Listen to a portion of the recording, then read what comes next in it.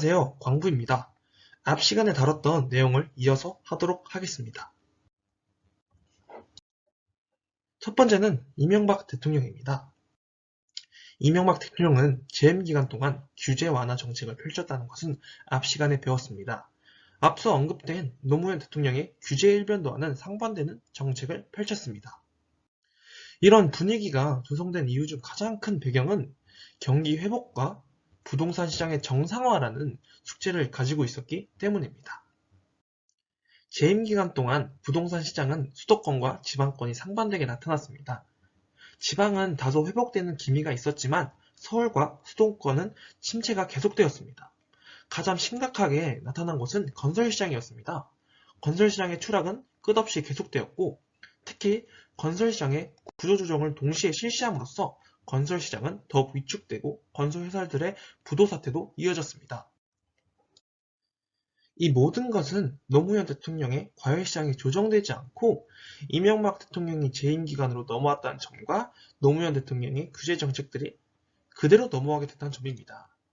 이렇게 부동산 시장 과열 및 규제 정책이 그대로 넘어왔기 때문에 이명박 대통령에게는 경제 살리기라는 큰 문제가 다가왔습니다. 결국 이명박 대통령은 이러한 문제점을 해결하지 못한 채 다음 정권으로 넘어가게 됩니다. 노무현 대통령의 규제 강화에 대응하여 일부분 정상으로 바꾸는 데만 급급했고 경제 살리기에만 집중했습니다.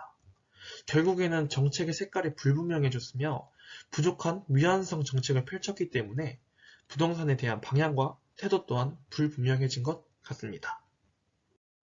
다음은 박근혜 정부입니다. 박근혜 정부에서 부동산은 투자 대상이 아니었습니다. 미분양이 넘쳐났으며 양도세와 취득세를 대폭 감면해주겠다고 해도 사겠다는 사람이 없었고 집을 지어도 사는 사람이 없어서 미분양이 심각한 사회적 문제가 되었던 시기입니다. 저금리와 함께 이렇게 빚을 빚내서 집 사라라는 정책으로도 쉽게 투기 심리가 타오르지 않자 정부는 배고픈 민간 건설사들을 위하여 중산층을 대상으로 하는 기업형 민간 임대주택 릴스테이 정책을 내놓았고 그린벨트 해제, 토지 수용권 부여, 세제 및 기금 지원, 용적률 상향 등 민간 건설사에 대한 각종 특혜를 담고 있는 월세 임대주택 정책이었습니다.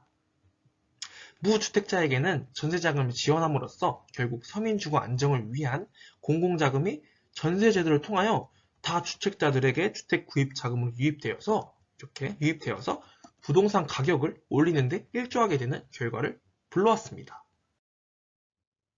박근혜 정부와 문재인 정부는 구체적인 내용의 디테일이 비슷합니다.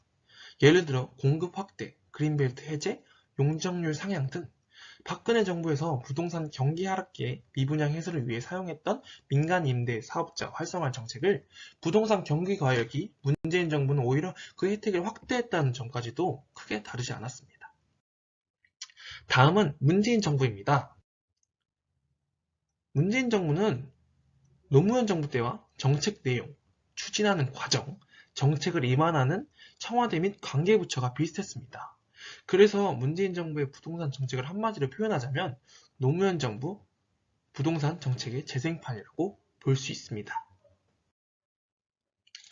이전 박근혜 정부에서 수출 부진에 따른 경기 침체를 극복하기 위해서 부동산 부양책을 내놓았습니다. 예를 들어 조세 감면, 전매 허용, 대출 확대, 금리 인하 등 시장은 바로 반응하기 시작했습니다. 결국 부동산 가격은 급등하기 시작했고 갭투자라는 투기적 자본이 유입되어서 급속도로 뜨거워지기 시작했습니다. 하지만 박근혜 대통령은 탄핵되어서 이 부동산 시장은 다시 새로운 환경을 맞이해야 되는데 그것이 바로 문재인 대통령이었습니다. 문재인 정부는 박근혜 정부의 부양책에 따른 호황기에 대해 강력한 규제 정책을 펼치기 시작했고 주된 내용을 살펴보자면 전매 금지, 강남 중심 규제 강화, 양도소득세 인상과 종합부동산세 확대, 대출 억제 등이 있습니다. 이를 과거 김대중, 노무현 정부 때와 비교해보면 그 내용은 다소 차이가 있을 수 있지만 달라진 것은 거의 없다고 볼 수 있습니다. 새로운 것은 고사하고 부동산 시장과의 전쟁을 선포할 정도로 반드시 잡겠다는 이전 대통령과의 의지도 같았습니다.